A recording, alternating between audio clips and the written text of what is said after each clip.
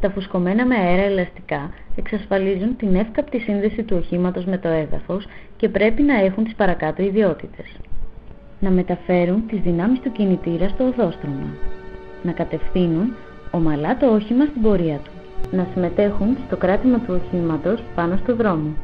Να αμπλύνουν και να απορροφούν ένα μέρος των ταλαντώσεων που προέρχονται από ανομαλίες του εδάφους.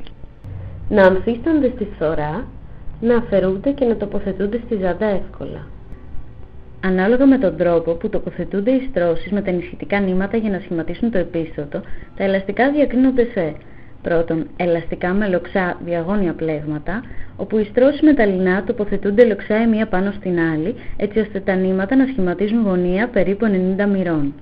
Αυτή η διάταξη των λινών κάνει το ελαστικό ισχυρό προς όλες τις κατευθύνσεις, γιατί τα νήματα υπερκαλύπτονται το ένα από το άλλο και δημιουργούν μια στιβαρή κατασκευή. Δεύτερον, ελαστικά με ακτινωτά πλέγματα. Στα ελαστικά αυτά, τα νήματα των λινών είναι τοποθετημένα κατά τη διεύθυνση της ακτίνας του τροχού, διαθέτοντας έτσι μία ακόμη ενισχυτική περιφερειακή ζώνη. Ο τύπος του ελαστικού αυτού, λόγω των πλεονεκτημάτων του, έχει επικρατήσει στα επιβατικά οχήματα. Τα ελαστικά με ακτινωτά πλέγματα, λόγω της κατασκευής τους, είναι αρκετά εύκαμπτα και μπορούν εύκολα να αντισταθμίζουν τις πλευρικές δυνάμεις, ενώ όταν το όχημα διαγράφει κυκλική τροχιά, αυτά δεν ανασηκώνονται τόσο από το οδόστρωμα.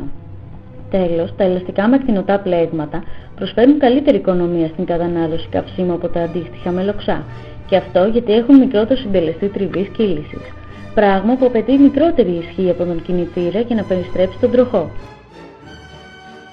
Ελαστικά με διαγώνια πλέγματα και ενισχυτική ζώνη. Επειδή κάθε είδος διάταξης νημάτων έχει πλεονεκτήματα και μειονεκτήματα, εμφανίστηκε ένας άλλος τύπος ελαστικών με λοξά λινά πλέγματα και ενισχυτική ζώνη. Αυτά τα ενισχυτικά πλέγματα τοποθετούνται απευθείας κάτω από το πέλμα, προσδοκώντας να εξαλείψουν τα μειονεκτήματα των προηγουμένων πελμάτων. Ακόμη, υπάρχουν και τα ολόσωμα ελαστικά, τα οποία χρησιμοποιούνται σε ειδικά οχήματα, τα οποία κινούνται με μικρή ταχύτητα σε μικρές αποστάσεις και αναλαμβάνουν σχετικά μεγάλα φορτία.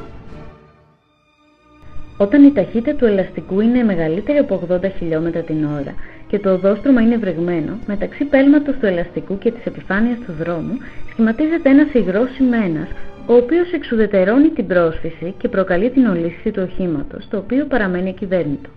Το φαινόμενο αυτό ονομάζεται υδρολίσθηση. Πέλμα είναι το μέρος του ελαστικού που έρχεται σε επαφή με το έδαφος και συνεπώς από το προφίλ και την κατάστασή του εξαρτάται η καλή ή όχι πρόσφυσή του στο οδόστρωμα. Η τιμή της πίεσης του αέρα μέσα στο ελαστικό εξαρτάται τόσο από τον τύπο ελαστικού όσο και από τη χρήση και το φορτίο του. Έτσι, για τα επιβατικά αυτοκίνητα, η πίεση των ελαστικών πρέπει να είναι περίπου από 1,52 έως 2,48 ατμόσφαιρες, δηλαδή έως 248 kPa. Ενώ τα ελαστικά των μεγάλων φορτηγών και λεωφορείων μπορεί να θέλουν πίεση αέρα μέχρι και 690 kPa.